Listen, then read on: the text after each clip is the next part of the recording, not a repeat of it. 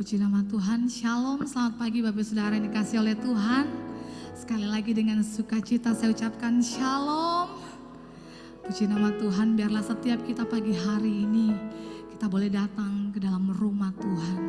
Karena kita merindukan hadirat Tuhan, amin.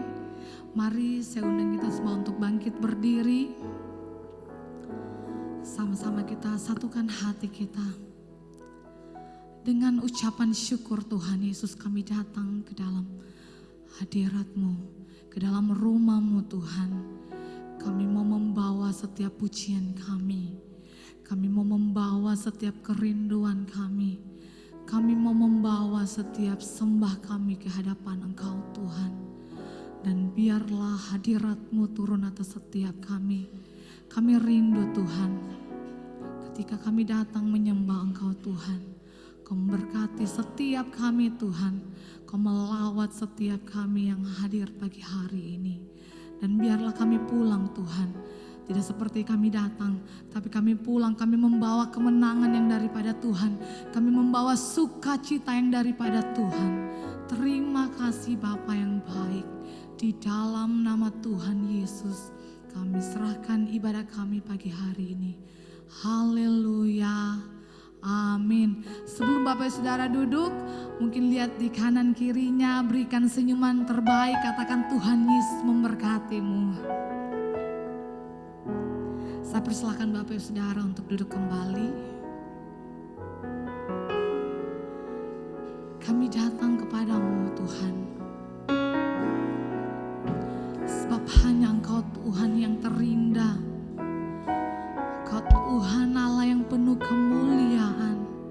Kau yang termanis di dalam hidup kami Tuhan. Terimalah pujian kami pagi hari ini.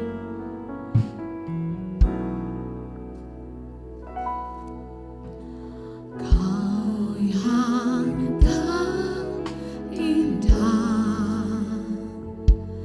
di dalam hidup ini.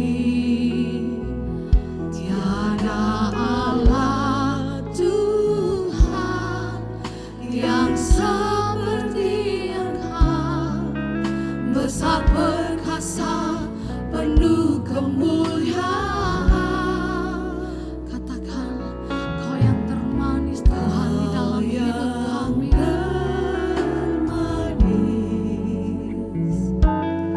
Di dalam hidup ini, kami katakan kami mengasihi Engkau lebih dari segalanya.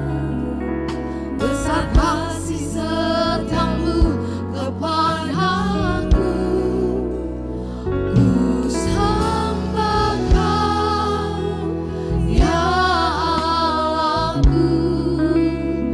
Ku tinggikan namamu selalu.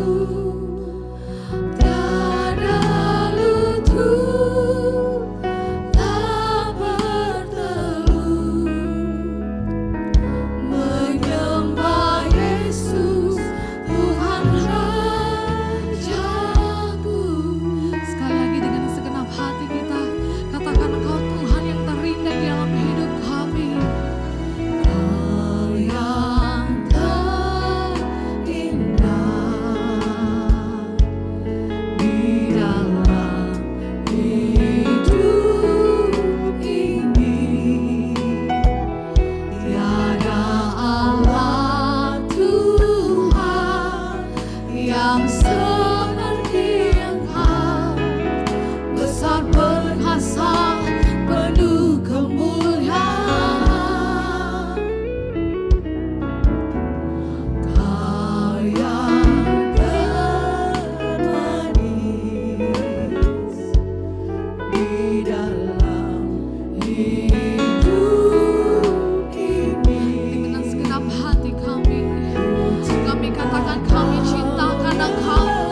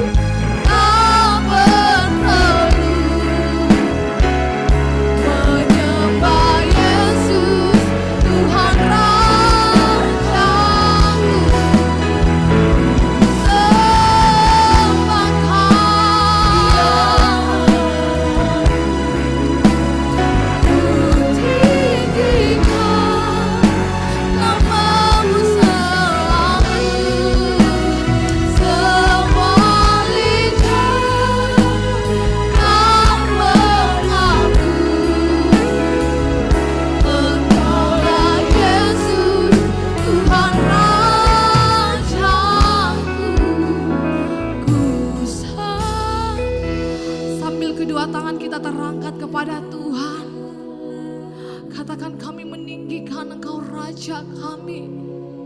Kau Tuhan kami atas hidup kami Tuhan. Tiada lutut tak bertelut menyembah Yesus Tuhan Rajaku.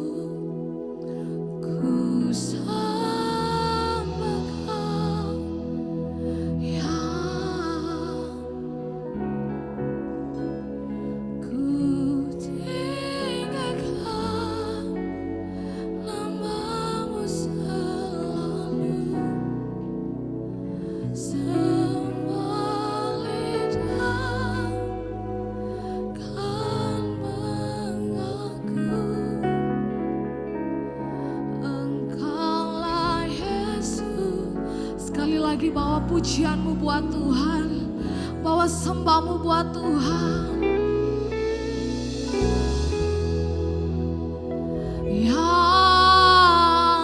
aku, yes Lord God.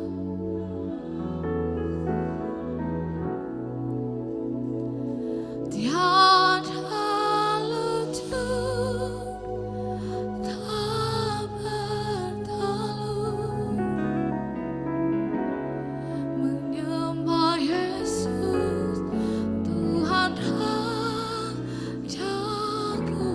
Sekali lagi katakan, ya aku, ku tinggikan nama-Mu selalu. Semua lidah kan mengaku Engkaulah Yesus Tuhan Rajaku. Engkaulah Yesus, Engkaulah Yesus Tuhan Rajaku. Engkaulah Yesus Tuhan Rajaku.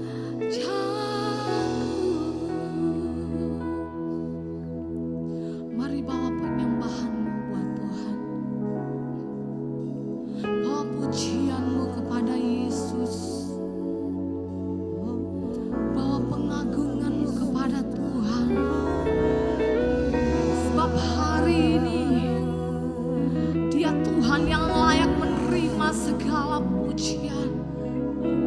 Dia Allah yang layak menerima segala kemuliaan. Sambutlah kehadiran Tuhan di tempat ini. Tinggikan namanya, sebab Dia Raja di atas segala raja. Dia Tuhan Allah yang besar. Dia Tuhan yang lahir turun ke dunia ini untuk menyelamatkan setiap kita. Untuk itu angkat suaramu kepada Tuhan.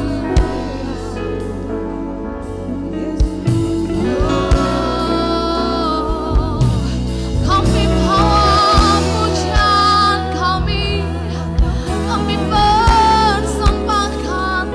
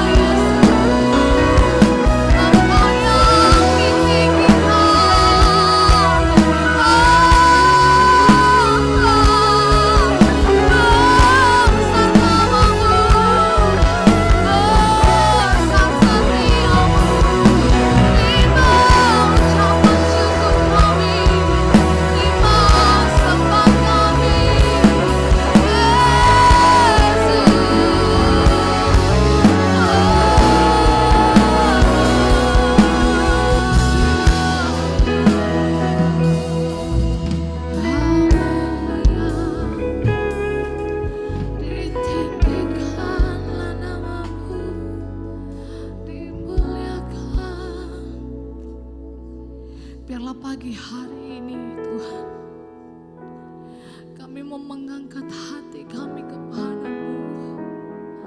Kami mau mengangkat tangan kami kepada Engkau Yesus Tuhan. Tanda kami berserah penuh hanya kepada Tuhan. Kami mau menyambut Engkau Yesus Raja di atas segala raja. Turun atas hidup kami Tuhan. Bekerja atas hidup kami Tuhan. Haleluya Yesus.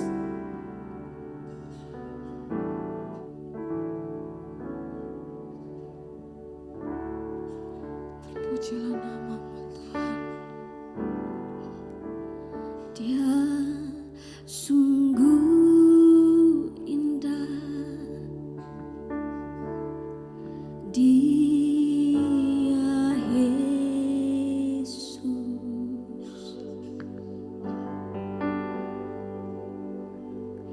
Dia ajaib, Dia mulia, Dia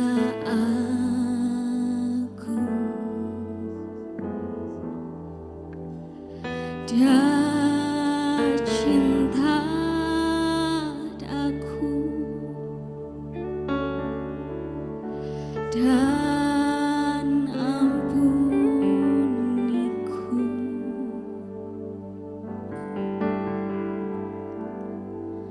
bahkan rela berikan nyawanya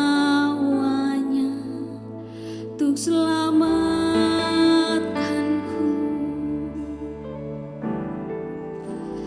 Sambutlah Yesus, tinggikan Yesus,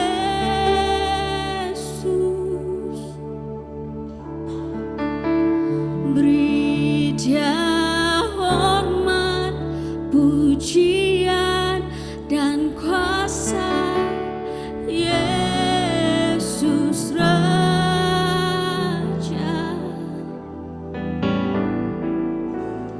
bagi yang mulia, ku angkat tanganku, Kau ku puja, ku cinta, ku sembah.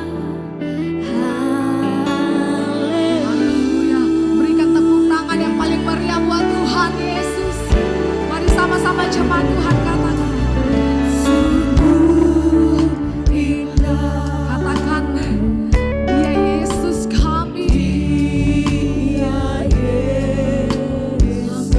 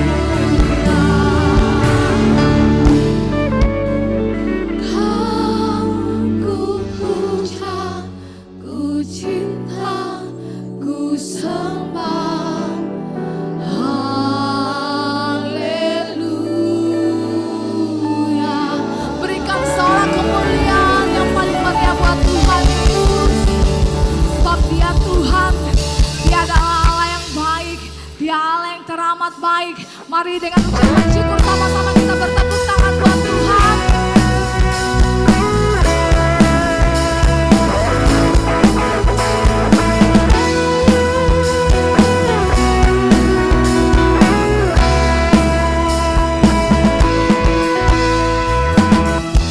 Dengan hati bersyukur masuki hadirat-Mu, membawa pujian bagi-Mu Yesus.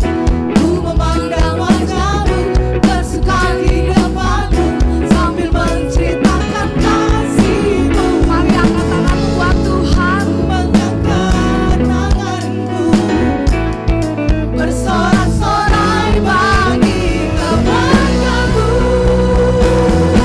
Katakan Tuhan baik. Engkau baik, sangat baik, kasih setiamu tak pernah berubah. Engkau baik, sangat baik, kasih setiamu tak pernah berubah.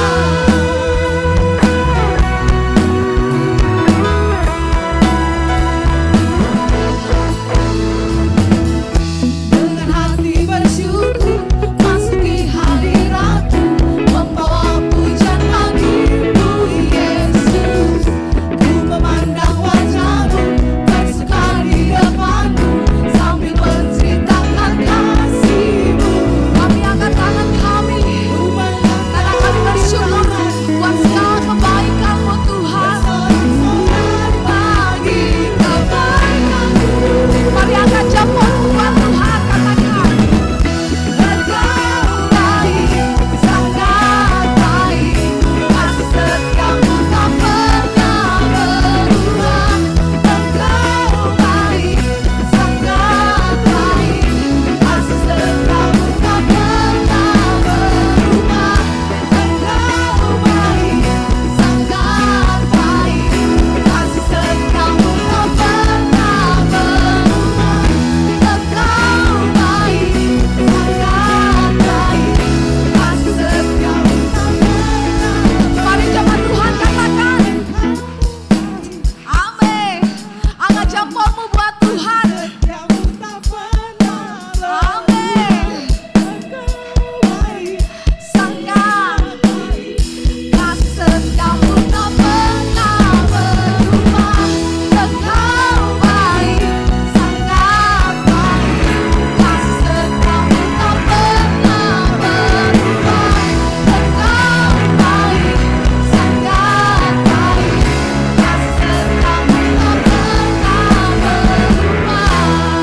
Engkau baik, sangat baik, kasih setiamu tak pernah berubah. Engkau baik, sangat baik, kasih setiamu tak pernah berubah. Mari kita bertepuk tangan buat Tuhan. Haleluya. Kita merayakan kasih kemurahan Tuhan atas setiap kita pagi hari ini. Mari bertepuk tangan buat Tuhan.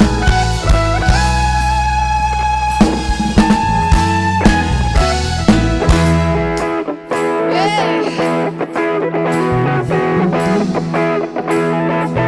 Mari jemaat Tuhan sama-sama katakan. Tuhan baik di dalam hidup. Dia selalu setia di sepanjang hidup kita. Amin. Yes. Kaulah sukacitaku. Tuhan baik di dalam hidupku, selalu setia di sepanjang hidupku. Nyatalah perbuatan-Mu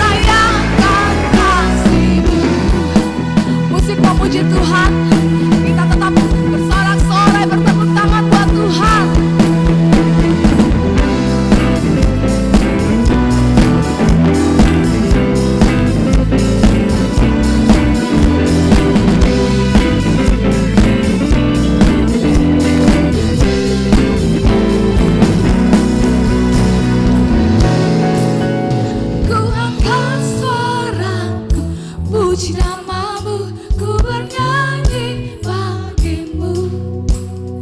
Ku bersuka, ku melompat bagimu, Yesus kau di dalam. Amin. Mari angkat suara kita buat Tuhan. Ku angkat suaraku, puji namamu, ku bernyanyi bagimu. Siapa lompat buat Tuhan? Melompat bagimu, Yesus kau di dalamku. Ku rayakan, haleluya, haleluya, haleluya, haleluya, haleluya, haleluya.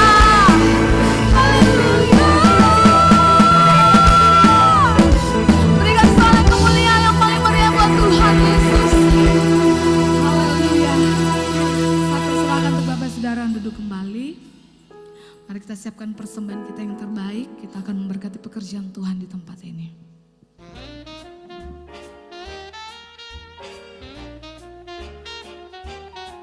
Kami mengundang jemaat Tuhan untuk mengikuti doa bersama setiap hari Senin, Rabu, Kamis jam 7 malam bertempat di Gedung Pastori Baru.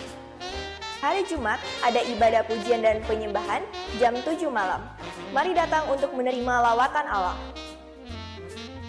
Bagi seluruh jemaat Allah, hadirlah ibadah minggu yang akan diadakan sebanyak 2 kali pada jam 9 pagi dan jam 6 sore.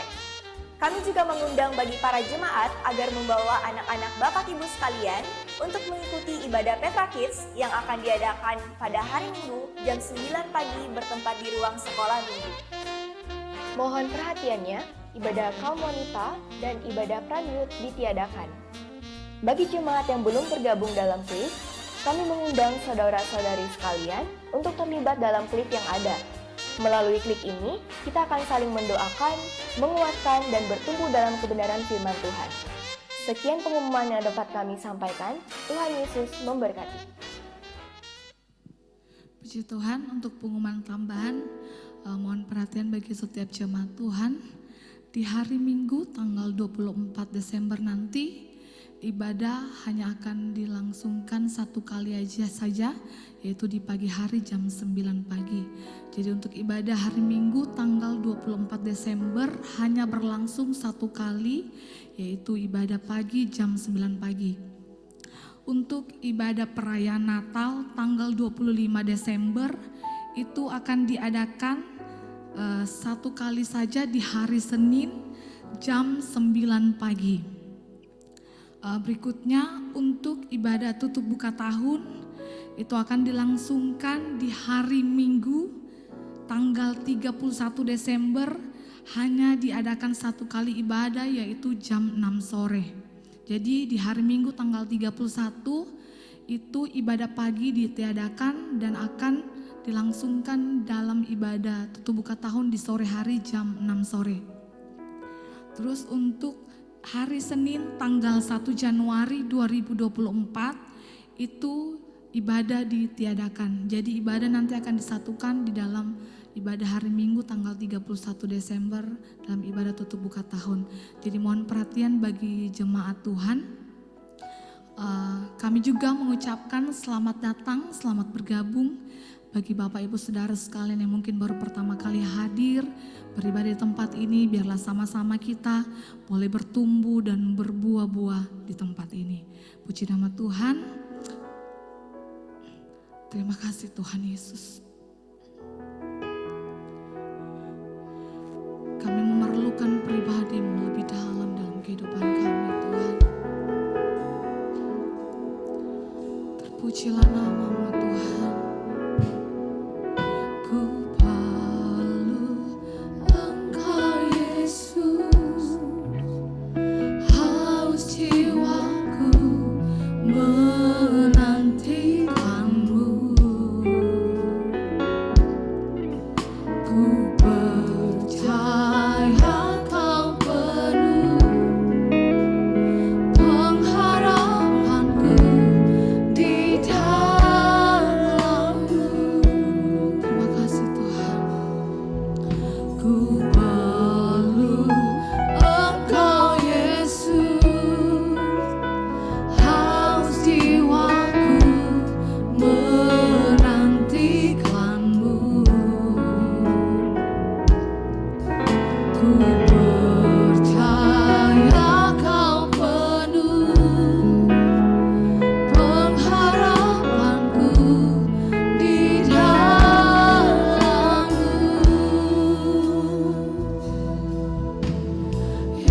Yesus hanya Kau yang ku andalkan,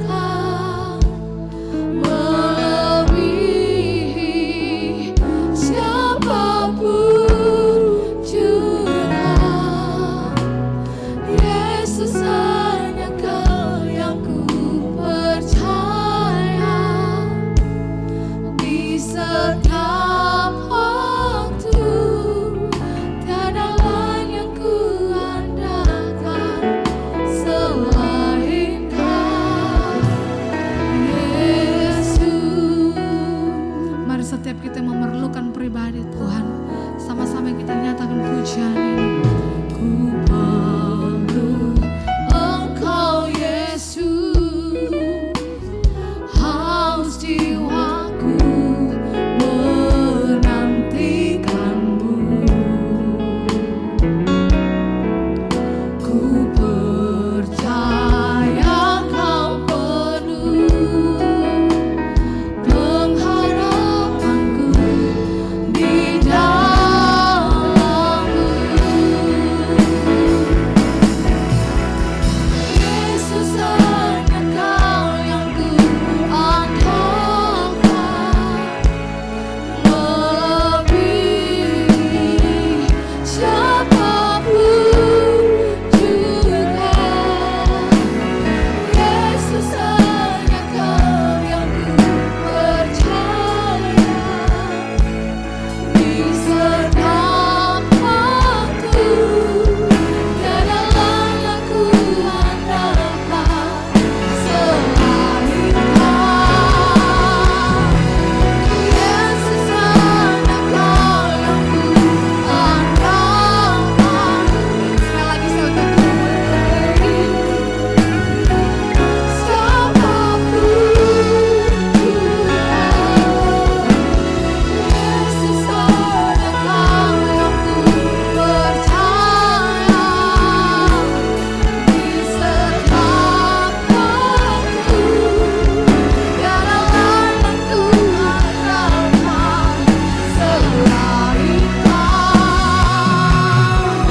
Yesus hanya Kau yang ku andalkan, melebihi siapapun juga.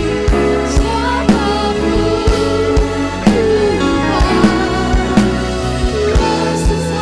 Kau yang ku percaya, di setiap waktu tiada lain yang ku andalkan selain Kau. Yesus Yesus hanya Kau yang ku andalkan, melebihi siapapun juga.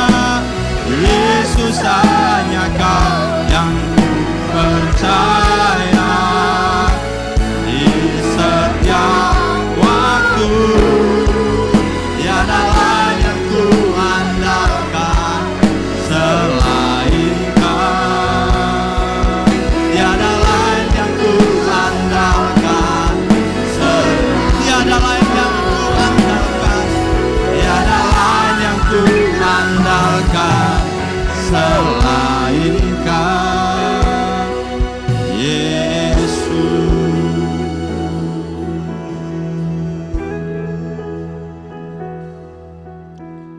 Benar Tuhan, dalam hidup kami hanya Tuhan saja yang kami andalkan.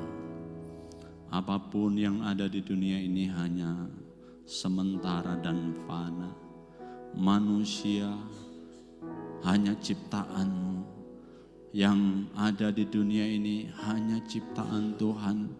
Dan ketika satu saat nanti semuanya berlalu, hanya yang kekal yaitu Tuhan sendiri yang tidak akan pernah berlalu. Biarlah hati kami senantiasa terpaut hanya kepada Tuhan, bukan kepada berkat-berkat-Mu, hanya kepada pribadi Yesus yang sudah datang menebus hidup kami. Berkati firman-Mu pada pagi hari ini, Biarlah firman-Mu senantiasa mengubah kehidupan kami, pola pikir, cara pandang kami yang lama. Sehingga hidup kami terus dibaharui, disempurnakan dalam Yesus Kristus Tuhan kami.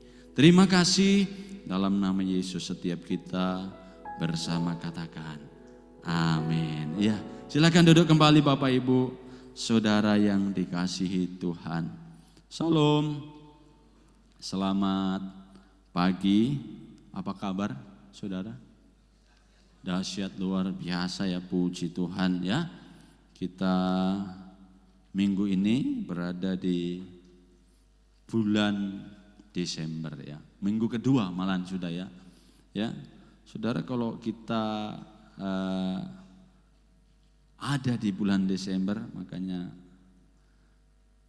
introduction saya, welcome to Desember. Selamat datang di bulan Desember. Saudara, kalau di bulan Desember itu kita ceria ya, betul ya. Kita mulai bersiap gitu kan. Bahkan orang begitu dengar kata wah, mulai siap ya. September, Oktober, November, Desember, wah. Mulai September sudah bersiap, nanti saya mau ini, saya mau lakukan, mau cat rumah, mau bikin begini. Bahkan saudara, saya melihat ada orang yang baru bulan ya awal November sudah mulai pasang lilin Natal. Ya, saudara, luar biasa ya. Ya apa gairah untuk menyambut Natal itu luar biasa. Ya.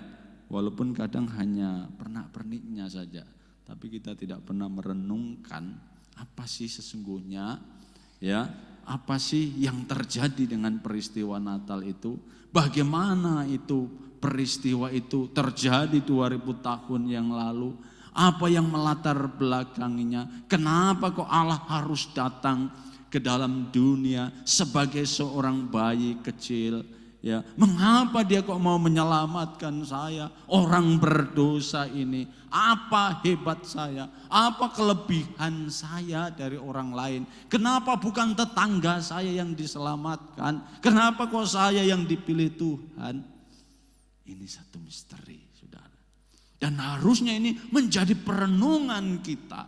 Setiap kali kita tiba di bulan Desember, menjadi momen kita untuk mengingat kembali akan kasih Allah yang begitu besar, sehingga kita lebih bisa mengasihi Tuhan.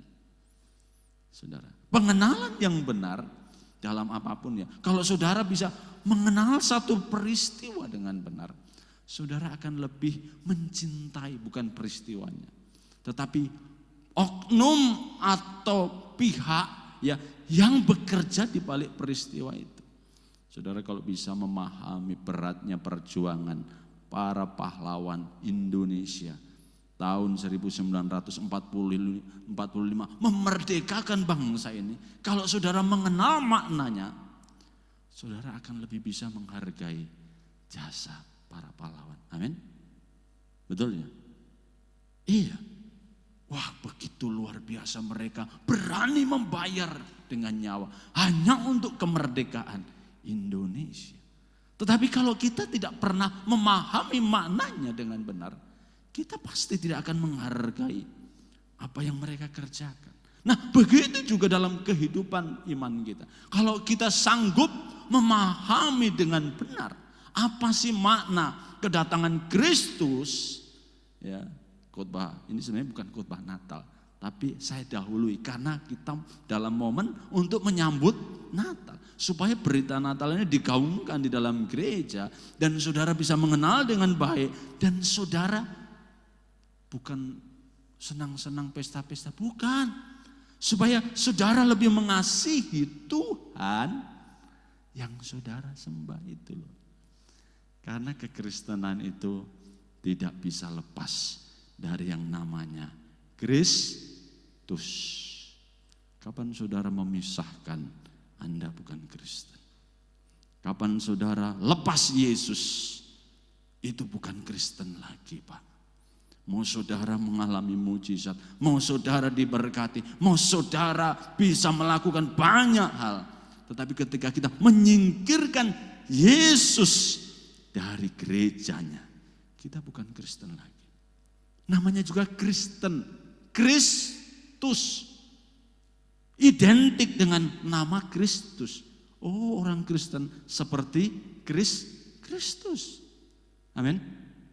Nah, saudara, apa sih salah satu makna Natal, ya? Apa sih ya sebetulnya Natal yang kita sering rayakan itu? Nah, ya, orang sering berkata bahwa Natal adalah bulan yang penuh kasih gitu ya. Terus Natal juga adalah bulan yang penuh hadiah dari Allah, karena Allah memberikan hadiah kepada umatnya, dan hadiah itu adalah yang terbaik. Pagi hari ini khotbah saya adalah Allah melawat umatnya. Amin. Saudara, sudah dilawat Tuhan?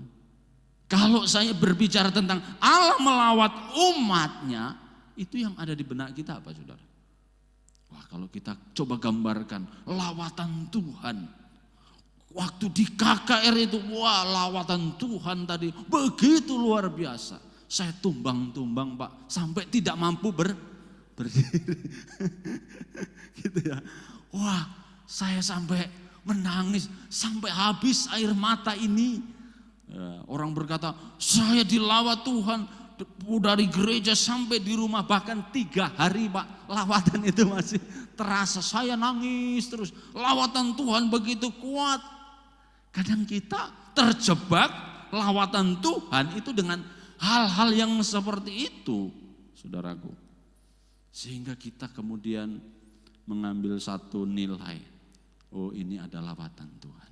Oh, ini tidak ada lawatan Tuhan. Oh, ini lawatan Tuhan kecil. Oh, ini lawatan Tuhan dahsyat besar sekali. Oh, ini kalau yang doa ini terjadi lawatan. Oh, kalau yang doa ini pendeta ini tidak ada lawatan. Seolah-olah lawatan Tuhan, ya, itu ditentukan oleh oknum manusia. Nah, apa sih sebenarnya arti lawatan Tuhan, ya, bagi umatnya? Ya, mari kita buka di dalam apa arti lawatan Tuhan dalam Lukas 1 ayat 67 sampai 69, ya. Di sana dikatakan begini. Dan Zakaria ayahnya, ya, ini Zakaria sedang menyanyikan satu pujian kepada Allah Israel karena kelahiran putranya Yohanes Pembaptis, ya. Penuh dengan Roh Kudus lalu bernubuat, katanya apa? Terpujilah Tuhan Allah Israel sebab ia melawat umatnya. Sebab ia melawat umatnya. Zakaria menyanyi, Zakaria bernubuat, dikatakan apa? Allah Israel itu melawat umatnya. Episkeptomai. Jadi arti melawat, ya, itu dalam bahasa Yunani ditulis dengan kata episkeptomai. Saudara, secara harfiah, ya, lawat itu sering kita lakukan, ya. Lawat itu artinya berkunjung. Kalau saudara pergi ke rumah sakit, ada si A sakit, ayo kita lawat dia, yuk, gitu kan? Atau ada saudara kita yang meninggal, ayo kita melawat kepada orang yang ditinggal oleh keluarganya itu, supaya dia dapat penghiburan, gitu kan? Itu melawat atau berkunjung. Nah, arti episkeptomai ini bukan hanya sekedar kita berkunjung, bukan hanya sekedar Allah berkunjung. Oh, manusia butuh dilepaskan dari dosa. Allah kemudian berkunjung, episkeptomai, berkunjung. Apa yang dilakukan? Ya enggak ada, hanya berkunjung saja. Terus habis itu pergi. Gitu kan? Ya itu hanya lihat-lihat sajalah. Kan kita sering gitu kan? saudara. Tetapi episkeptomai itu adalah berkunjung untuk memberi pertolongan. Jadi Allah itu tahu umatnya dibelenggu oleh dosa. Allah itu tahu saya dan saudara hidup di dalam ikatan dosa. Allah berkunjung dalam peristiwa Natal itu. Allah berkunjung umatnya untuk apa? Memberi pertolongan. Bandingkan ayat ini dengan Lukas 7 ayat 16. Di sana Yesus membangkitkan anak muda di Nain. Dan waktu Yesus selesai membangkitkan anak muda itu, orang banyak berkata, Allah telah melawat umatnya. Saudara, jadi waktu Allah itu berkunjung, dia tidak hanya mengunjungi saudara saja. Waktu Allah datang kepada kita dalam pribadi sang anak, Yesus Kristus, pribadi kedua dari Tritunggal itu, mengunjungi kita. Dia tidak hanya lihat-lihat kita, seperti yang kita lakukan kalau kita lihat orang di rumah sakit. Bisakah kita menolong orang yang sakit itu kalau dia kanker stadium 4 misalnya? Kita lawat dia, kita kunjungi dia. Sudah tidak mampu bikin apa-apa, tergeletak dalam kelemahan. Bisa kita tolong dia? Tidak bisa, Pak. Kita mau bawakan apa saja, mau kasih uang berapa saja, tidak akan pernah bisa menolong. Tetapi waktu Allah melihat manusia yang dibelenggu oleh dosa ini, Allah berkunjung, melawat dan memberi pertolongan. Itu episkeptomai. Jadi bukan hanya Allah lihat-lihat tadi, ya, tapi dia tidak peduli dengan apa yang saya alami. Itu bukan Allah kita, bro. Ya, Allah kita itu bukan seperti Allah-Allahnya orang Yunani yang disembah pada saat itu, yang skeptis, tidak peduli. Ya, saudara, kan kita lihat orang itu skeptis sekali, tidak peduli. Allah kita bukan begitu. Allah yang mau memberi pertolongan kepada saya dan saudara, karena kita ini sedang terbelenggu oleh dosa. Saudara, jadi Allah yang Maha Kuasa mau datang dalam rupa seorang bayi, mau berkunjung. Kunjungannya di mana? Di mana? Di kandang domba yang hina. Sudah. Orang Majus cari di mana? Di istana, di Yerusalem. Yerusalem adalah pusat, bukan hanya pusat kota, tetapi Yerusalem adalah pusat ibadah. Yerusalem adalah pusat keagamaan. Orang Majus cari di sana. Siapa tahu yang berkunjung itu hadir di sana. Siapa tahu yang berkunjung Allah yang dinubuatkan itu datang. Dia kayaknya karena dia Allah lahir di kota besar. Tetapi salah, saudara. Lahir di pusat-pusat peradaban agama. Salah. Lahir di kandang domba. Dalam kesederhanaan, dalam kemiskinan, di dalam penderitaan, di dalam kehinaan. Kalau ada Pak Jokowi saja berkunjung ke Palu, betapa sambutan kita meriah. Tetapi Yesus Sang Putra Allah itu berkunjung di dalam kehinaan. Makanya saudara, kalau ada di antara saudara yang mungkin terhilang, yang mungkin papa tidak punya kekuatan ekonomi, tidak punya badan yang sehat, tidak punya orang yang mempedulikan, saya mau katakan kepada saudara, ini berita baik. Amin. Amin, saudaraku. Ini berita baik. Siapa yang mau peduli dengan kita? Ada?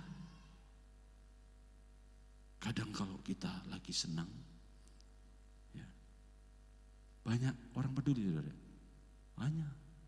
Apalagi kalau sudah cantik, apalagi banyak duit, apalagi terkenal. Waduh, semua orang itu sepertinya apa? Saudara. Semua orang saudara. Waduh, kita cuma digigit nyamuk, masuk rumah sakit, banyak yang kunjungi. Tapi coba kalau itu orang yang papa, orang yang hina, orang yang tidak dipedulikan, sampah masyarakat, hidup di dalam kemiskinan, tidak ada saudaranya dia. Betul, ini fakta. Betul? Fakta. Saudara, kita hidup di dunia yang memang selalu mempunyai syarat untuk kita diterima. Kalau engkau banyak duit, ya temanku. Ya. Waktu dia kaya banyak temannya, tetapi setelah dia jatuh, enggak ada yang peduli. Tetapi saya mau punya berita baik, bahwa Yesus Kristus anak Allah itu, Sang Putra Natal itu berkunjung justru di dalam kemiskinan. Saudara, Yesus, makanya kalau orang mencari Yesus di dalam agama-agama, itu tidak akan pernah ketemu, saudara. Yesus tidak ada di agama-agama. Agama apa? Saudara boleh sebutkan agama di dunia ini? Tidak ada. Bahkan agama Kristen sekalipun, Yesus lahir justru ya, bukan membawa agama. Ya. Jadi Yesus itu tidak gotong-gotong kitab suci, ya, seperti penafsiran orang-orang. Wah, kitab Injil itu dibawa oleh Yesus. Tidak. Kehidupan Yesus itu yang merupakan, yang kemudian ditulis oleh para murid-murid. Itulah yang kita baca, lihat sekarang. Itu kesaksian. Yesus tidak membawa agama Kristen. Tidak, saudara. Justru agama Kristen itu lahir setelah beberapa tahun Yesus mati. Ketika murid-murid punya kehidupan yang seperti Kristus, disitulah mereka disebut Kristen. Saudara, Allah peduli dengan setiap kehidupan kita. Allah peduli dengan setiap kekurangan kita, kemiskinan kita. Orang mungkin tidak mempedulikan kita, tetapi Dia Allah yang rela menjadi manusia dalam kehinaannya, sehingga Dia bisa merasakan apa yang saudara dan saya alami. Tidak ada yang terlalu berat dalam hidup ini. Karena Yesus pun sudah mengalaminya. Semiskin-miskinnya saudara, seberat-beratnya pergumulan saudara, Yesus pernah mengalaminya. Mungkin cuma satu yang Yesus tidak alami. Disetrum, Pak. Penderitaan disetrum. Kenapa? Karena pada saat itu tidak ada listrik. Kalau saudara berkata, aku merasakan betapa menderitanya disetrum. Ya. Tetapi anak Allah yang maha tinggi itu telah turun begitu rendah, supaya dia bisa menolong orang yang paling rendah sekalipun. Ya. Galatia 4 ayat 4 ya. Galatia 4 ayat 4 katakan begini. Tetapi setelah genap waktunya, maka Allah mengutus anaknya yang lahir dari seorang perempuan dan takluk kepada hukum Taurat. Ayat 5. Ia diutus untuk menebus mereka yang takluk kepada hukum Taurat, supaya kita diterima menjadi anak setelah genap waktunya. Berarti kedatangan Kristus menjadi seorang manusia kedatangan Mesias, menjadi seorang manusia. Ini sudah ditentukan Allah, sudah direncanakan Allah, sudah dinubuatkan oleh nabi-nabi. Dan inilah genap waktunya. Ya, saudara. Nah, kalau saya katakan tadi kita dilepaskan, Allah berkunjung, memberi pertolongan. Ya, kita ini orang berdosa, kita terikat. Pertolongan apa sebetulnya yang diberikan oleh Allah ya? Allah melawat umatnya, ya kita orang berdosa, kita dilepaskan dari dosa-dosa kita. Ya, kita dilepaskan dari apa saudara? Ya, dilepaskan dari apa? Kolose 1, ya yang pertama, Kolose 1 ayat 13 sampai yang ke-14, katakan begini. Ia telah melepaskan kita dari apa? Kuasa kegelapan dan memindahkan kita dari apa? Ke dalam kerajaan anaknya yang kekasih. Dalam terjemahan firman Allah yang hidup katakan begini. Ia telah membebaskan kita. Dibebaskan dari apa? Dari kegelapan kerajaan iblis, serta membawa kita ke dalam kerajaan anaknya yang dikasihinya. Ayat 14, di dalam dia kita memiliki penebusan kita, yaitu pengampunan dosa. Oh rupanya kita dulu ini adalah anak iblis. Waktu kita hidup di dalam kegelapan, kita itu adalah anak iblis.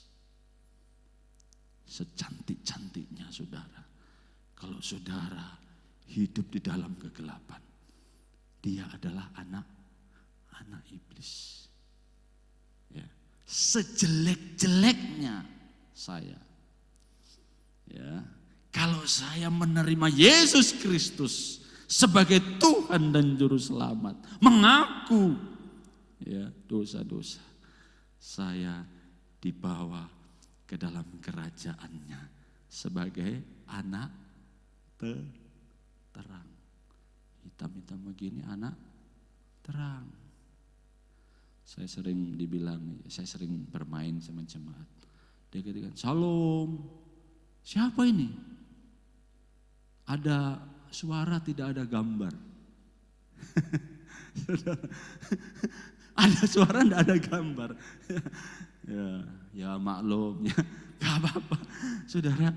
Ya, dikatakan Allah itu membebaskan kita dari kerajaan kegelapan. Oh, tidak ada berita yang lebih besar dari berita ini, saudara.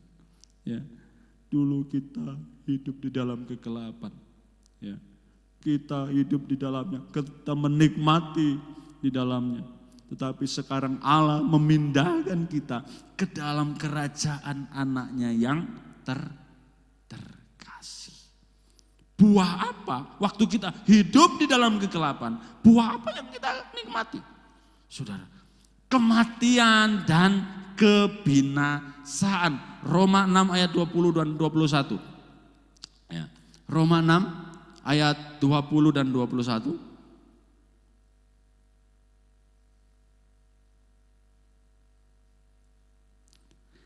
Sebab waktu kamu hamba dosa, ya, waktu kita hidup di dalam kegelapan, ya, kamu bebas dari kebenaran.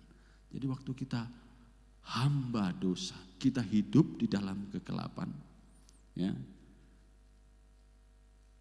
kita itu akan memetik buahnya. Ayat 21 katakan begini, dan buah apakah yang kamu petik daripadanya? Semuanya itu menyebabkan kamu merasa malu sekarang. Saudara, dosa itu selalu mendatangkan rasa malu.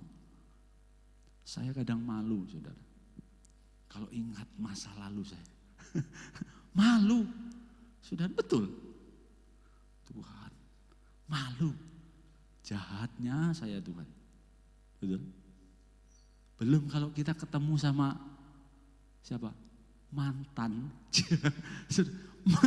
Belum kalau kita ketemu sama orang yang pernah kita tipu. Belum kita ketemu kalau sama orang yang pernah kita sakiti. Malu enggak? Malu. Paulus ini sedang berbicara kepada orang-orang yang sudah menerima Kristus di Roma ini. Ya, dan buah apakah yang kamu petik daripadanya waktu kamu hidup dalam kegelapan? Sekarang kamu merasa malu. Makanya jangan pikir, wah kalau saya berbuat dosa, tenang, anugerah selalu tersedia. Saudara, dosa mengakibatkan rasa malu. Makanya waktu Adam dan Hawa jatuh dalam dosa, dia apa saudara? Dia ambil daun, tutup sesuatu yang secret, yang rahasia. Jadi malu, padahal selama ini ya seperti itu. Tapi tidak malu. Tetapi waktu mereka hidup jatuh dalam dosa, mereka merasa malu. Nah, bukan hanya malu saja, tetapi juga dan karena kesudahan semuanya itu ialah kematian, ya, kebinasaan. Jadi kalau saudara masih hidup di dalam kegelapan dan saudara terus hidup di dalamnya, bukan hanya malu, tetapi akan ada kematian kekal, ada kebinasaan kekal, dijauhkan dari hadirat Allah selama-lamanya. Nah, saudara, kalau kita sudah dipindahkan di dalam kerajaan anaknya, apa yang akan kita terima? Nah, di sana dikatakan dalam Roma 6 ayat 22 dan 23 sambungannya, tetapi setelah kamu dimerdekakan dari dosa dan setelah kamu menjadi hamba Allah, daulos, ya, kamu beroleh apa? Buah. Saudara perhatikan, orang yang diselamatkan, orang yang menerima Kristus sebagai Tuhan dan Juru Selamatnya, dikatakan apa tadi? Kamu beroleh buah. Dalam terjemahan bahasa Inggris, kamu memiliki buah yang membawa kamu kepada pengudusan. Saudara, jadi begini, pengudusan itu akibat dari karena kita terima Yesus sebagai Tuhan, Juru Selamat dalam hidup kita. Dan kemudian Rohnya tinggal dalam hidup kita, menguduskan. Namanya juga Roh Kudus. Apa sih gunanya Roh Kudus? Ya menguduskan saya ini orang berdosa. Menyucikan saya setiap hari. Membimbing, menuntun saya kepada pengudusan, dan sebagai kesudahannya ialah hidup yang kekal. Haleluya. Roh Kudus menguduskan. Jadi kalau saudara itu bisa hidup kudus, perhatikan, itu bukan karena saya takut masuk neraka. Banyak orang begini, sudah Kristen, sudah hidup di dalam Tuhan, anak Tuhan. Dia memang menjalani satu kehidupan yang kudus. Tetapi motivasinya apa, Pak? Kalau saya lakukan ini, Tuhan ajar saya. Kalau saya lakukan, kerjakan ini, Tuhan tidak berkati saya. Kalau saya lakukan ini, saya tidak masuk surga. Makanya saya berusaha hidup kudus, hidup suci. Salah, terbalik. Harusnya waktu kita memandang kepada Yesus, percaya kepada Yesus, ada Roh Kudus yang bekerja. Roh Kudus itu yang menguduskan hidup kita, sehingga hidup kita secara natural melahirkan kekudusan.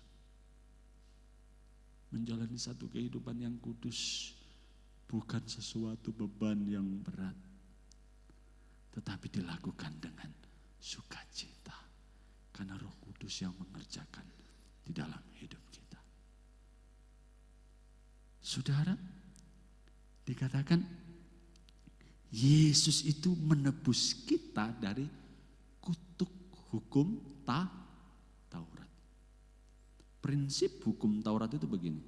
Kalau saudara melakukan, saudara dapat ganjaran. Kalau saudara taat, saudara dapat berkat. Amin. Tidak ada yang amin ya. Saudara taat 10%, berkatnya 10. Taat 100%, dapat berkat 100. Pertanyaan saya, bisakah manusia taat 100%? Bisa? Tidak bisa, Pak. Ada yang di sini bisa taat 100%. Saudara mau berusaha, saudara mau pergi ke gunung apa di sana, bertapa di sana, mengasingkan diri sendiri, mandi sendiri, masak sendiri, tidak peduli dengan orang, supaya saya bisa kudus suci. Saudara tidak bisa taat 100%. Ada orang berkata taat 99%. Tidak taat 1% sama dengan tidak taat. Betul. Ya, memang benar. Manusia tidak bisa taat 100%. Tuntutan hukum Taurat itu seperti itu. Ya. Apa yang kau beri itu yang kau dapat, namanya take and give. Apa yang kau lakukan itu yang Tuhan yang kita dapatkan. Makanya di dalam Yakobus 2 ayat 10, saya tidak lama berhenti saudara. Yakobus 2 ayat 10, ya bisa di Yakobus pasal 2 ayat yang ke-10. Sebab barang siapa menuruti seluruh hukum itu, tetapi apa? Mengabaikan satu bagian daripadanya, ia bersalah terhadap seluruhnya. Kenapa bisa begitu, Pak? Hukumnya ada 10. Loh, saya taat, Pak, 9. Tetapi ayat ini katakan, barang siapa menuruti seluruh hukum, tetapi mengabaikan satu saja, bersalah terhadap semuanya. Mungkin kita tidak membunuh, mungkin kita tidak mencuri, mungkin kita tidak ngerasani, mungkin kita tidak korupsi, mungkin kita tidak nyindir tetangga. Tetapi ada satu perkataan kotor keluar waktu kita marah. Astaga, dosa tidak, saudara? Dosa. Bisa saudara taat 100%? Tidak ada. Tidak heran kalau Paulus bilang begini, aku manusia celaka. Ya, kita manusia celaka. Siapa yang akan melepaskan kita dari ikatan maut itu? Oleh Yesus Kristus, Tuhan kita. Yesus adalah satu-satunya manusia yang bisa taat 100%. Sehingga dia berkata apa? Siapa di antara kalian yang membuktikan aku bisa berdosa? Buktikan. Tidak ada. Karena Yesus adalah manusia ya, yang bisa mentaati hukum Taurat 100%. Ya. Dan waktu dia mentaati 100% hukum itu, saudara, dia memenuhi seluruh tuntutan hukum Taurat. Sehingga seperti halnya Abraham, dibenarkan karena iman. Waktu kita percaya kepada Yesus, kita menjadi orang yang dibenarkan. Amin. Saudara orang benar? Kalau saudara sudah percaya Yesus dengan sungguh-sungguh, orang benar? Orang benar. Saudara yakin? Yakin. Apa upah orang benar? Buahnya apa? Hidup di dalam kekudusan. Akan berbuah. Tetapi bukan hanya itu. Tetapi juga kita akan menerima hidup yang kekal. Amin saudaraku. Sebenarnya materi saya masih panjang. Tapi saya akhiri. Saya undang pelayan untuk maju ke depan.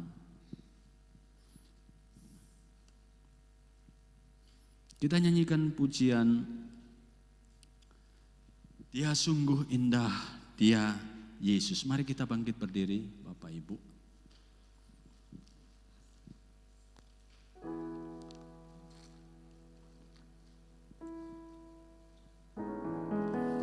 Dia sungguh indah.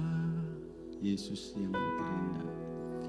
Dia Yesus. Haleluya.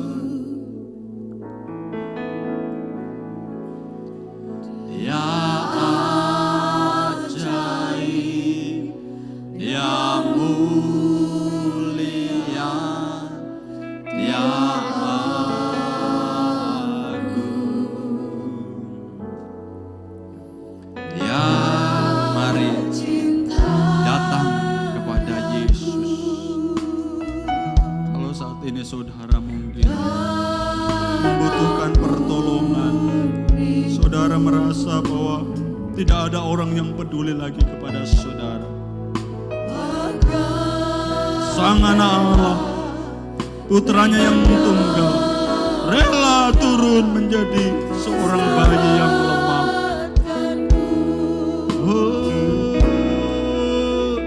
Sambutlah Yesus,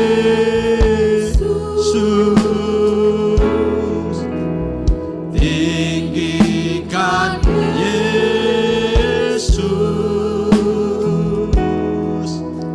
beri Dia hormat, pujian dan kuasa. Yesus Raja, kami sambut Engkau sebagai Raja kami yang mulia. Kami mengangkat tangan, angkat tanganku. Kau ku puja, ku cinta, ku sembah. Haleluya.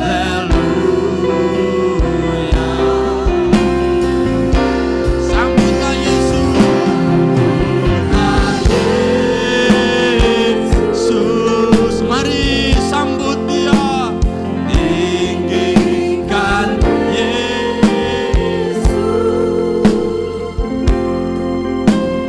beri Dia hormat, pujian dan kuasa. Yesus terima kasih Engkau mau datang menyelamatkan kami. Yang mulia, ku angkat tanganku. Kau ku puja, ku cinta, ku sembah. Haleluya.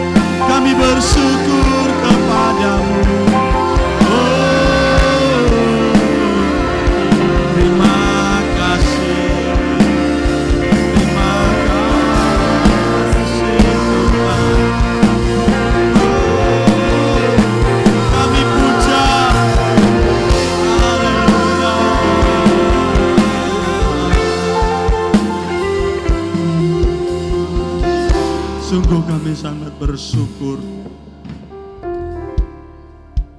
Tuhan memilih kami, menebus kami. Engkau rela datang dalam kehinaan untuk menyelamatkan kami orang yang tidak tertolong ini. Terima kasih, terima kasih. Kami mau mengenal Engkau semakin dalam dan kami mau mengasihi Engkau semakin dalam. Semakin kami mengenal, kami akan semakin mengasihi, dan semakin kami mengasihi Engkau, semakin kami rindu untuk mengenal Engkau. Terima kasih Bapa, meteraikan kebenaran-Mu dalam setiap hati kami. Di dalam nama Yesus, setiap kita bersama katakan, amin.